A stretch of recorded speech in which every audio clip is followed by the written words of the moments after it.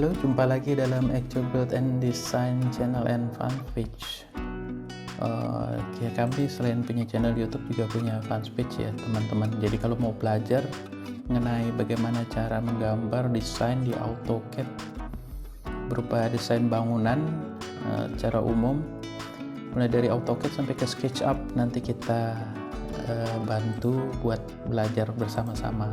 Jadi saya bikin channel juga buat belajar saya sendiri juga. Selain itu, kalau misalnya ada newbie bagi teman-teman yang baru belajar bagaimana cara menggambar di AutoCAD dan SketchUp, nanti kita bisa belajar bersama-sama. Nah, di sini kemarin terakhir kita sudah belajar bagaimana cara membuat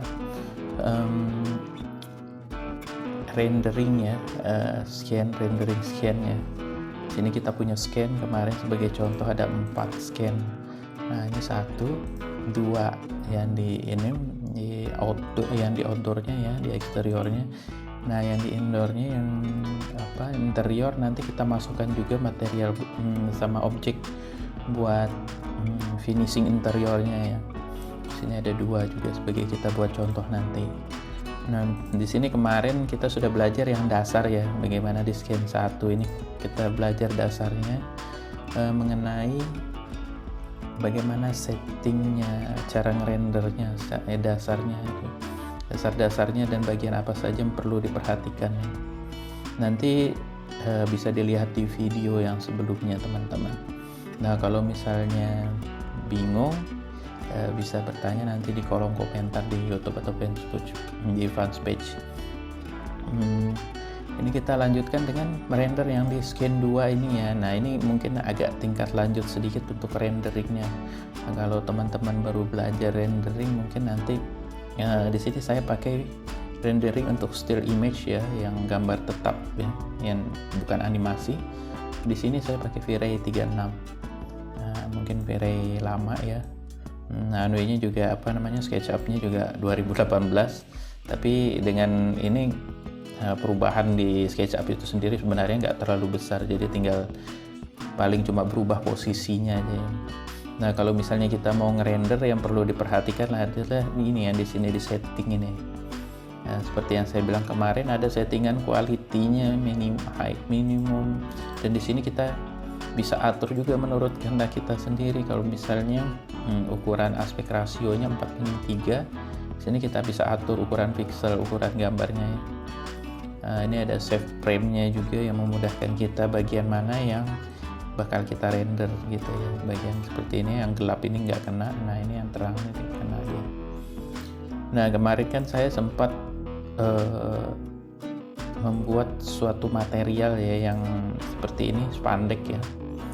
Dia kan nggak kelihatan ya kalau di render di render di V-Ray, dia nggak kelihatan kalau yang di scan 1 kemarin. Nah, ini di sini saya pakai scan 2-nya. Scan 2-nya di sini kita perlu perlu rendering bagaimana dia lihat posisi bump-nya itu ya. Yang kemarin saya ajarin bump-nya kan enggak begitu kelihatan. Mungkin kita posisikan seperti ini aja biar agak kelihatan ya posisi bump-nya nih. Nah, terus kedua, nanti di scan ini nanti kita atur supaya ini yang kemarin kan kita pakai global illumination-nya ini brute force. Nah, ini agak lama. Kita pakai irradiance map aja. Nah, irradiance map di sini kalau angkanya berubah sesuai dengan kualitasnya. Jadi kita teman-teman cek aja nih, perubahannya apa. Kalau dia makin tinggi pas kualitasnya makin bagus, berarti makin baik. Tapi kalau misalnya makin rendah kayak ini, trace dia makin rendah malah kalau very high ini ya. Nah, ini 0,05 kan besar mediumnya. Nah, dia malah makin kecil, berarti dia noise limitnya makin kecil gitu. Nah, ini tergantung dari teman-teman, kita coba pakai high aja ya. Terus di sini ada exposure, mungkin terlalu besar juga, terlalu agak kecil jadi agak gelap. Nanti kita atur bagaimana caranya supaya biasanya kadang saya di sini kalau di eksterior kadang pakai 10, cuma tinggal diatur aja, makin kecil angkanya makin terang dia, seperti itu. Mungkin kita coba aja langsung ya. Tapi tunggu dulu, kita cek dulu satu-satu nih, quality sudah oke. Kita coba 10 dulu. Nah ini oke, 4/3 1200 ya. Nah ini bisa kita coba cek, ini yang high aja ya dulu. Ini settingannya kita simpan dulu ya. Sebenarnya teman-teman kalau misalnya ada settingan yang ini berhasil, misalnya nanti kita bisa save di sini ya, settingan apanya namanya ininya, setting di sininya ya, yang kiri ini kita bisa save. Misalnya teman-teman taruh di mana, kalau saya biasanya taruh misalnya terserah lah di mana ya, misalnya di my dokumen ya.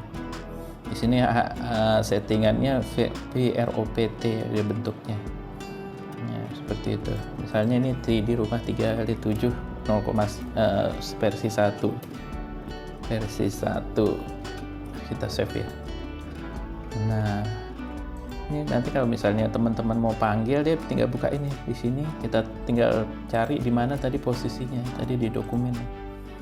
Nah ini di dokumen sini ada, nah ini filenya VROPT seperti begitu. Nah ini tinggal buka tadi ya, tinggal ini kita pilih open gitu aja, nanti langsung ininya settingannya langsung balik lagi ke yang kita seperti yang kita simpan tadi.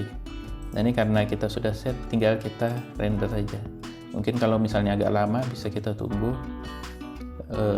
kita skip nanti langsung ke mendekati ke hasil rendernya ya. Oke.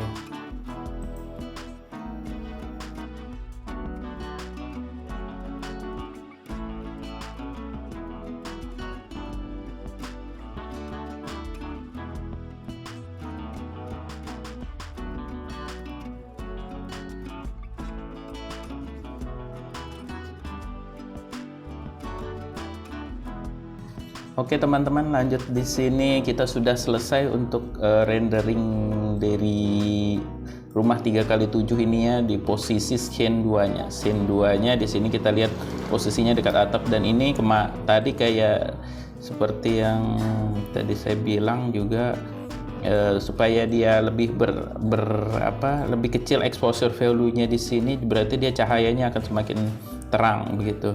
Nah ini kelihatan di sini. Jadi kalau misalnya terlalu besar, kita bisa atur lagi exposure-nya di sini teman-teman. Nah ini di sini ada exposure ya, kita bisa atur lagi di sini.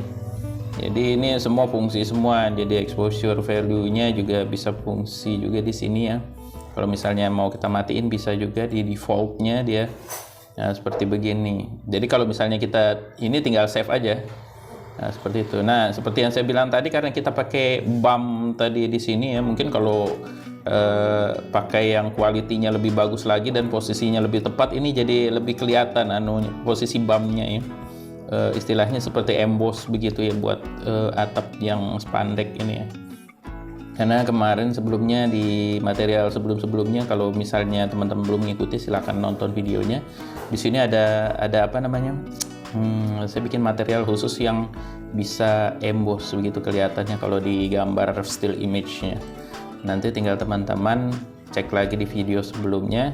Jadi kalau misalnya kita posisikan lagi di posisi yang lebih tepat, dia bisa kelihatan lagi. Mungkin dia posisinya kurang ke bawah sedikit ini ya, kalau kita ngelihatnya. Jadi seperti begitu teman-teman. Dan ini memang agak lama juga karena dia posisinya high kualitinya ya. Jadi kalau misalnya dia low, nanti dia di sini lebih kecil. Mungkin kita bisa coba-coba di sini. Misalnya ini kita naikkan, ini kita turunkan. Misalnya jadi 0,05 misalnya di sini, nanti mediumnya ini kita naikkan jadi 2000, nanti mudah-mudahan bisa lebih cepat gitu dengan kualitas yang lebih bagus. Jadi kita tinggal setelah begitu kita tinggal save aja nih. Kita save, kita taruh di mana, misalnya di features, di folder features, kita ubah ini save as type-nya. Ini terserah teman-teman, misalnya saya biasa pakai JPG. Nanti di sini kita tinggal kasih nama aja ya, kasih nama contoh view 2. Nah kemarin yang sebelumnya kan contoh view 1, di sini kita pakai yang brute force di sininya ya, di apa namanya, dari sininya. Ini kita save dulu. Jadi yang di scene satunya kita pakai settingannya pakai brute force di sininya. Nah di sininya kita pakai brute force, bukan irradiance map. ternyata memang selisihnya selama dia ini masih besar juga ya. Jadi mungkin bagusnya kita set medium aja dulu semua, baru ini kita naikkan. Biasanya supaya maksimal sebenarnya kita biasanya ngaturnya di sini teman-teman. Nah, misalnya ini kita bikin rendah, ininya kita bikin tinggi, nanti kita coba lagi di next render selanjutnya nanti ya. Kita tetap di scan 2, mudah-mudahan ini juga kita set default aja. Tadi awalnya kan 14, mungkin terlalu terang. Tinggal teman-teman coba saja, atau ininya juga kita bikin 600 misalnya setengahnya biar bisa lebih cepat. Seperti begitu. Ini bisa kita save seperti yang saya bilang kemarin, kita save. Nah, di sini kita taruh aja misalnya di my document. Ini ada 702, anggap aja seperti itu. Nanti kita coba pakai settingan seperti ini ya. Mudah-mudahan teman-teman mengerti. Jadi semakin sering kita berlatih, maka kemampuan kita untuk menggambar menjadi lebih terlatih lagi, lebih cepat begitu. Jadi prosesnya istilahnya bertahap ya, yang penting ada progresnya. Dan demikian untuk video kali ini, mudah-mudahan bisa bermanfaat buat teman-teman yang baru belajar juga. Video ini memang saya buat untuk teman-teman yang baru belajar, bukan yang sudah expert di bidangnya. Jadi kalau misalnya teman-teman mau belajar menghemat biaya arsitek atau apa ya, bisa nonton video ini, kita belajar sama-sama. Demikian, terima kasih telah menonton. Keep learn, keep kreatif.